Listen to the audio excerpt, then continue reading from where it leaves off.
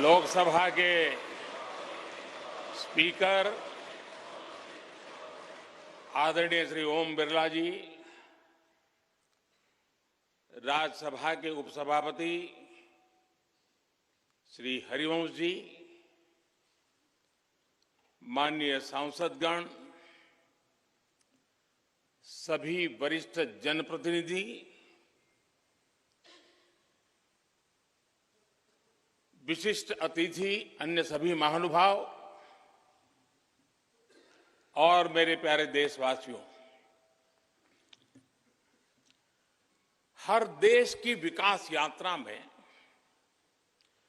कुछ पल ऐसे आते हैं जो हमेशा के लिए अमर हो जाते हैं।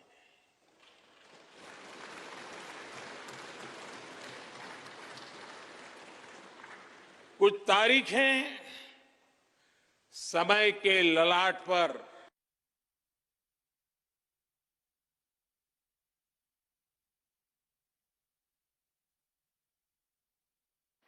आज 28 मई 2023 का ये दिन ऐसा ही शुभ अवसर है।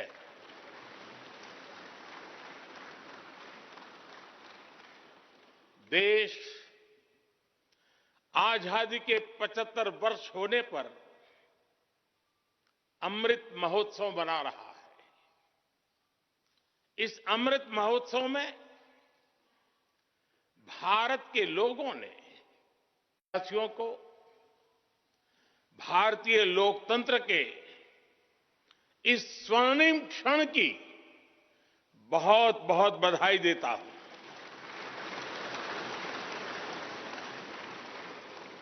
साथियों, ये सिर्फ एक भवन नहीं है, ये 140 करोड़ भारतवासियों की आकांक्षाओं और सपनों का प्रतिबिंब है।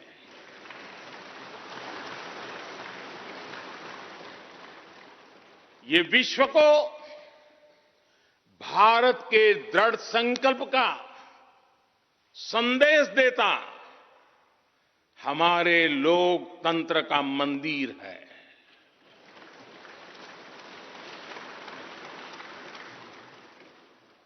ये नया संसद भवन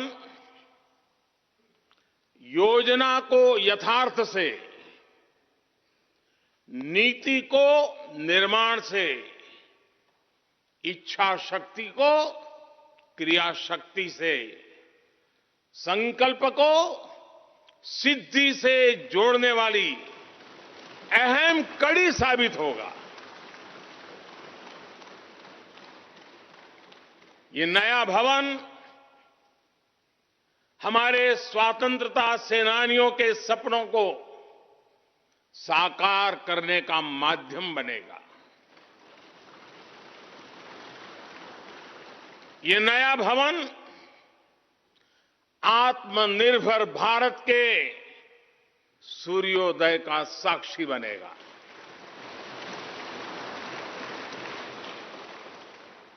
ये नया भवन विकसित भारत के संकल्पों की सिद्धि होते हुए देखेगा। ये नया भवन नूतन और पुरातन के सह अस्तित्व का भी आदर्श है। साथियों, नए रास्तों पर चलकर ही नए प्रतिमान गढ़े जाते हैं।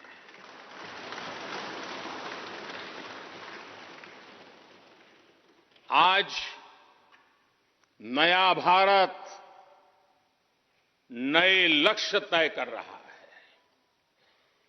नए रास्ते गढ़ रहा है। नया जोश है, नया उमंग है, नया सफर है, नई सोच है। दिशा नई है, दृष्टि नई है, संकल्प नया है, विश्वास नया है।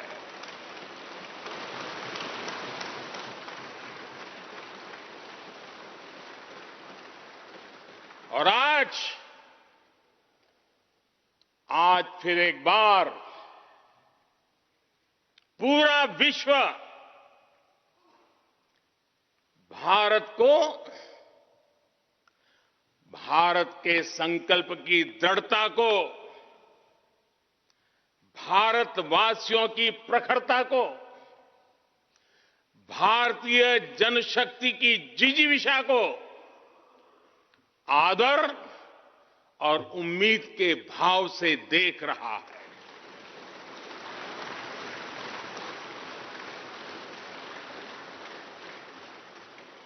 जब भारत आगे बढ़ता है तो विश्व आगे बढ़ता है।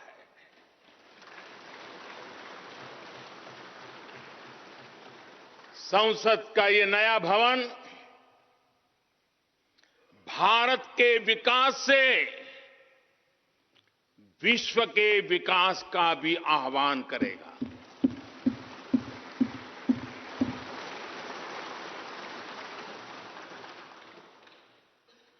साथियों, आज इस ऐतिहासिक अवसर पर कुछ देर पहले संसद की इस नई इमारत में पवित्र सेंगोल की भी स्थापना हुई है।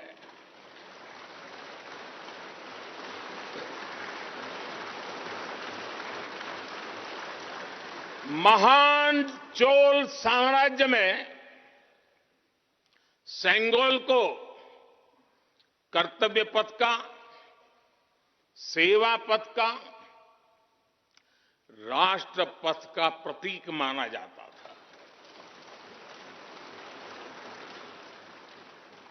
राजा जी और आदीनम के संतों के मार्गदर्शन में यही सेंगोल सत्ता के हस्तांतरण का प्रतीक बना था।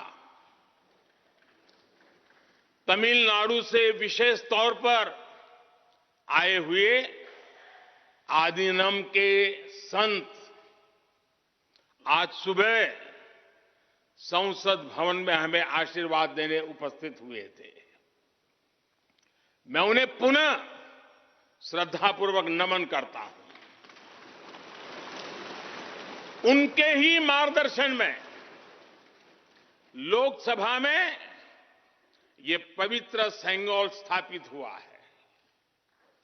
पिछले दिनों मीडिया में इसके इतिहास से जुड़ी बहुत सारी जानकारी उजागर हुई है।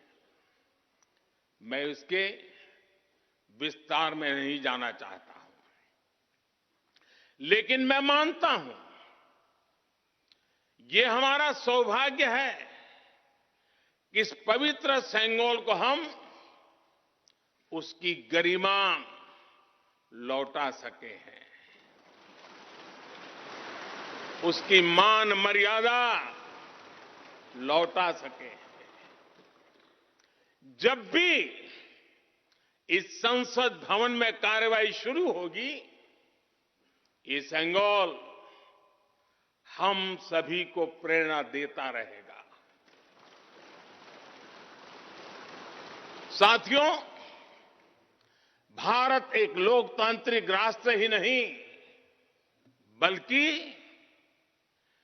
लोकतंत्र की जननी भी है, मदर ऑफ डेमोक्रेसी भी है। भारत आज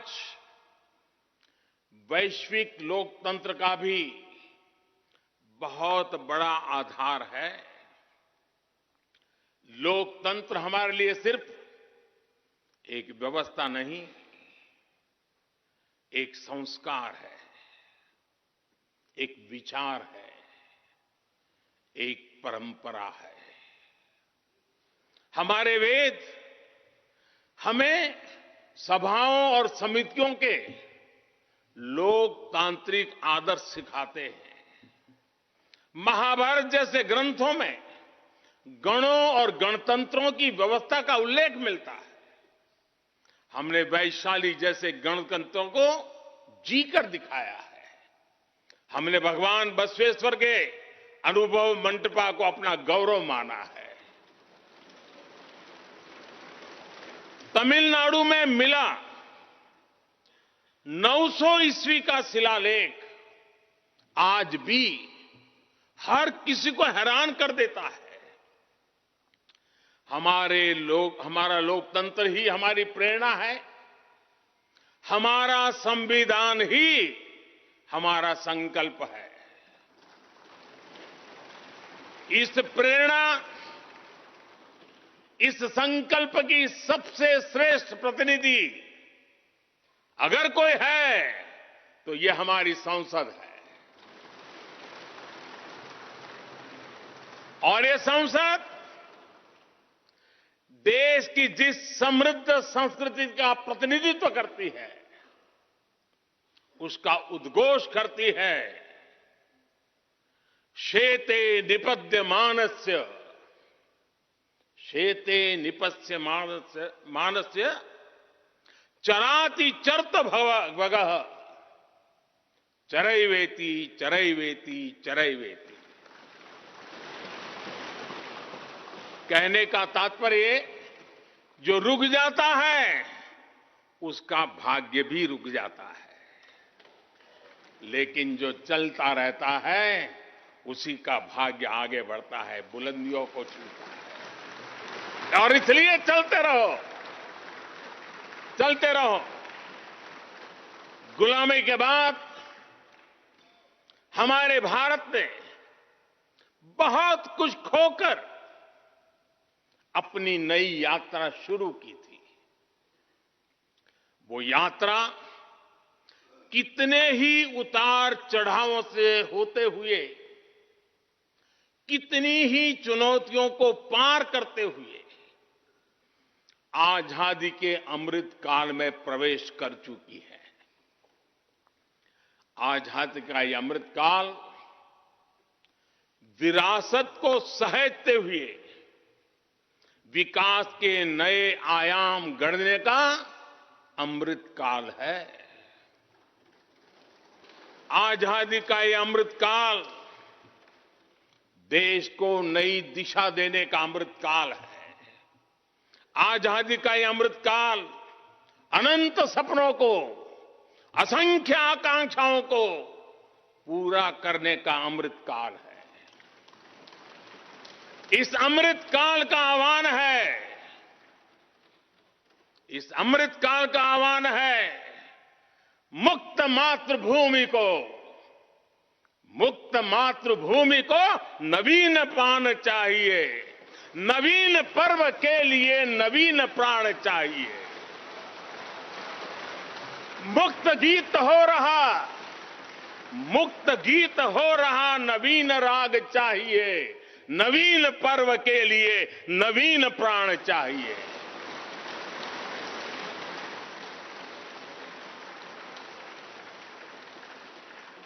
और इसलिए भारत के भविष्य को उज्जवल बनाने वाली इस कार्यस्थली को भी उतना ही नवीन होना चाहिए, आधुनिक होना चाहिए। साथियों, एक समय था जब भारत दुनिया के सबसे समृद्ध और वैभवशाली राष्ट्रों में गिना जाता था। भारत के नगरों से लेकर महलों तक, भारत के मंदिरों से लेकर मूर्तियों तक, भारत का वास्तु भारत की विशेषज्ञता का उद्घोष करता था। सिंधु सभ्यता के नगर नियोजन से लेकर मौर्यकालीन स्तंभों और स्तूपों तक, चोल शासकों के बनाए भव्य मंदिरों से लेकर जलाशयों और बड़े बांधों तक भारत का कौशल विश्व भर से आने वाले यात्रियों को हैरान कर देता था। लेकिन सैकड़ों साल की गुलामी ने हमसे हमारा ये गौरव छीन लिया। एक ऐसा भी समय आ गया जब हम दूसरे देशों में हुए निर्माण को देखकर मुग्ध होने लग गए। 21वीं सदी का नया भारत बुलंद हौसले से भरा हुआ भारत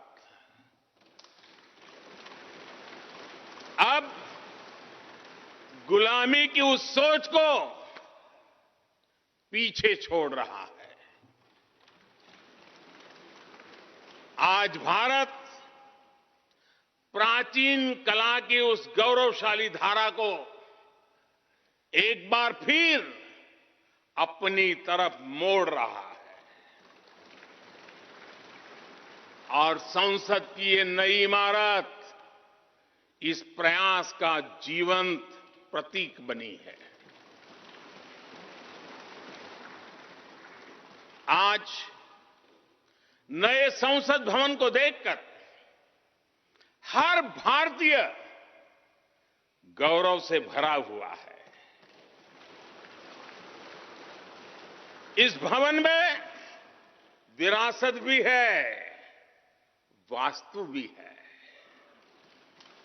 इसमें कला भी है, कौशल भी है, इसमें संस्कृति भी है और संविधान के स्वर भी है। आप देख रहे हैं कि लोकसभा का आंतरिक हिस्सा, यहां भी देखिए, यहां भी देखिए, राष्ट्रीय पक्षी मोर पर आधारित है। राज्यसभा का आंतरिक हिस्सा राष्ट्रीय फूल कमल पर आधारित है और संसद के प्रांगण में हमारा राष्ट्रीय वृक्ष बरगद भी है। हमारे देश के अलग अलग हिस्सों की जो विविधता है, इस नए भवन ने उन सबको समाहित किया है। इसमें राजस्थान से लाए गए ग्रेनाइट और बलुआ पत्थर लगाए गए हैं। ये जो लकड़ी का काम आप देख रहे हैं ना, वो महाराष्ट्र से आई है। यूपी में भदोही के कारीगरों ने इसके लिए अपने हाथ से कालीनों को बुना है। एक तरह से इस भवन के कण कण में हमें एक भारत श्रेष्ठ भारत की भावना के दर्शन। साथियों, संसद के पुराने भवन में सभी के लिए अपने कार्यों को पूरा करना कितना मुश्किल हो रहा था, ये हम सभी जानते हैं। टेक्नोलॉजी से जुड़ी समस्याएं थी, बैठने की जगह से जुड़ी चुनौती थी। इसलिए ही बीते 1.5-2 दशकों से ये चर्चा लगातार हो रही थी कि देश को एक नए संसद भवन की आवश्यकता है। और हमें ये भी देखना होगा कि आने वाले समय में सीटों की संख्या बढ़ेगी, सांसदों की संख्या बढ़ेगी, वो लोग कहां बैठते हैं? और इसलिए ये समय की मांग थी कि संसद की नई इमारत का निर्माण किया जाए। और मुझे खुशी है कि भव्य इमारत आधुनिक सुविधाओं से पूरी तरह लैस है। आप देख रहे हैं कि इस समय भी इस हॉल में सूरज का प्रकाश सीधे आ रहा है, बिजली कम से कम खर्च हो, हर तरफ लेटेस्ट टेक्नोलॉजी वाले गैजेट्स हों, इन सभी का इसमें पूरा ध्यान रखा गया है। साथियों, आज सुबह ही मैं इस संसद भवन को बनाने वाले श्रमिकों के एक समूह से मिला हूं। इस संसद भवन ने करीब 60,000 श्रमिकों को रोजगार देने का भी काम किया है। उन्होंने इस नई इमारत के लिए अपना पसीना बहाया है। मुझे खुशी है कि इनके श्रम को समर्पित एक डिजिटल गैलरी भी संसद में बनाई गई है और विश्व में शायद ये पहली बार हुआ होगा। संसद के निर्माण में अब उनका योगदान भी अमर हो गया है। साथियों, कोई भी एक्सपर्ट अगर पिछले 9 वर्षों का आकलन करे तो पाएगा कि ये 9 साल भारत में नव निर्माण के रहे हैं, गरीब कल्याण के रहे हैं। आज हमें संसद की नई इमारत के निर्माण का गर्व है, तो मुझे पिछले 9 साल में गरीबों के 4 करोड़ घर बनने का भी संतोष है। आज जब हम इस भव्य इमारत को देखकर अपना सर ऊंचा कर रहे हैं, तो मुझे पिछले 9 साल में बने 11 करोड़ शौचालयों का भी संतोष है, जिन्होंने महिलाओं की गरिमा की रक्षा की, उनका सर ऊंचा कर दिया। आज जब हम इस संसद भवन में सुविधाओं की बात कर रहे हैं, तो मुझे संतोष है कि पिछले 9 साल में हमने गांवों को जोड़ने के लिए 4 लाख किलोमीटर से भी ज्यादा सड़कों का निर्माण किया। आज जब हम इस इको फ्रेंडली इमारत को देखकर खुश हैं, तो मुझे संतोष है कि हमने पानी की एक एक बूंद बचाने के लिए 50,000 से ज्यादा अमृत सरोवरों का निर्माण किया है। आज जब हम इस नए संसद भवन की लोकसभा और राज्यसभा को देखकर उत्सव मना रहे हैं, तो मुझे संतोष है कि हमने देश में 30,000 से ज्यादा नए पंचायत भवन भी बनाए हैं।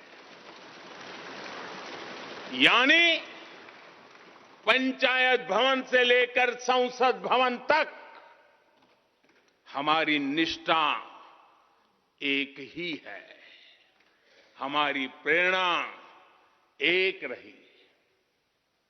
देश का विकास, देश के लोगों का विकास। साथियों, आपको ध्यान होगा 15 अगस्त को लाल किले से मैंने कहा था, यही समय है, सही समय है।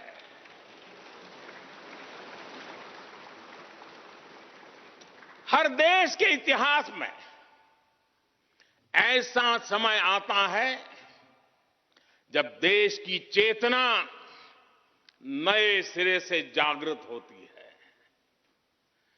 भारत में आजादी के 25 साल पहले, 47 के पहले 25 साल याद कीजिए, आजादी के 25 साल पहले ऐसा ही समय आया था। गांधी जी के असहयोग आंदोलन ने पूरे देश को एक विश्वास से भर दिया था। गांधी जी ने स्वराज के संकल्प से हर भारतवासी को जोड़ दिया था। ये वो दौर था जब हर भारतीय आजादी के लिए जी जान से जुट गया था। इसका नतीजा हमने 1947 में भारत की आजादी के तौर पर देखा। आजादी का ये अमृतकाल भी भारत के इतिहास का ऐसा ही पड़ाव है। आज से 25 साल बाद भारत अपनी आजादी के 100 वर्ष पूरे करेगा। हमारे पास भी 25 वर्ष का अमृत कालखंड है। इन 25 वर्षों में हमें मिलकर भारत को विकसित राष्ट्र बनाना है।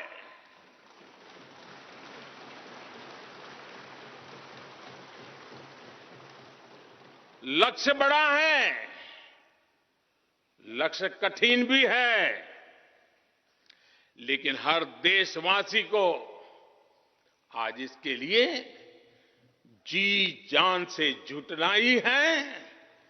नए प्रण लेने हैं, नए संकल्प लेने हैं, नई गति पकड़नी है। और इतिहास गवाह है कि हम भारतीयों का विश्वास सिर्फ भारत तक ही सीमित नहीं रहता। हमारी आजादी की लड़ाई ने दुनिया के बहुत सारे देशों में उस समय एक नई चेतना जागृत कर दी थी। हमारी आजादी की लड़ाई से भारत तो आजाद हुआ ही, साथ ही कई देश आजादी की राह पर चल पड़े। भारत के विश्वास ने दूसरे देशों के विश्वास को सहारा दिया था। और इसलिए भारत जैसा विविधता से भरा देश, इतनी बड़ी आबादी वाला देश, इतनी सारी चुनौतियों से लड़ने वाला देश जब एक विश्वास के साथ आगे बढ़ता है तो इससे दुनिया के अनेक देशों को प्रेरणा भी मिलती है। भारत की हर सफलता आने वाले दिनों में दुनिया के अलग अलग भूभाग में अलग अलग देशों की सफलता के रूप में प्रेरणा का कारण बनने वाली है। आज यदि भारत तेजी से गरीबी दूर करता है तो ये कई देशों को गरीबी से बाहर आने की प्रेरणा भी देता है। भारत का विकसित होने का संकल्प कई और देशों का संबल बनेगा। इसलिए भारत की जिम्मेदारी और बड़ी हो जाती है। और साथियों, सफलता की पहली शर्त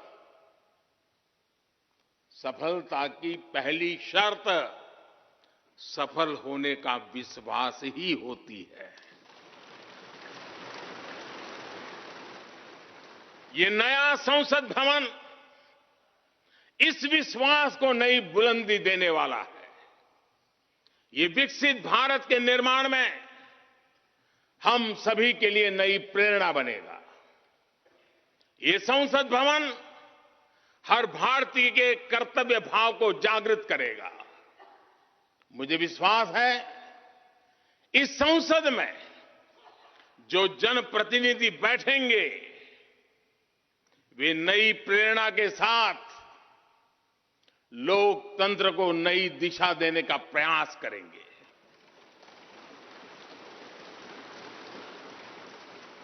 हमें नेशन फर्स्ट की भावना से आगे बढ़ना होगा। इदम राष्ट्राय इदम न मम। हमें कर्तव्य पथ को सर्वोपरि रखना होगा। कर्तव्यमेव कर्तव्यम, अकर्तव्यम न कर्तव्यम। हमें अपने व्यवहार से उदाहरण प्रस्तुत करना होगा।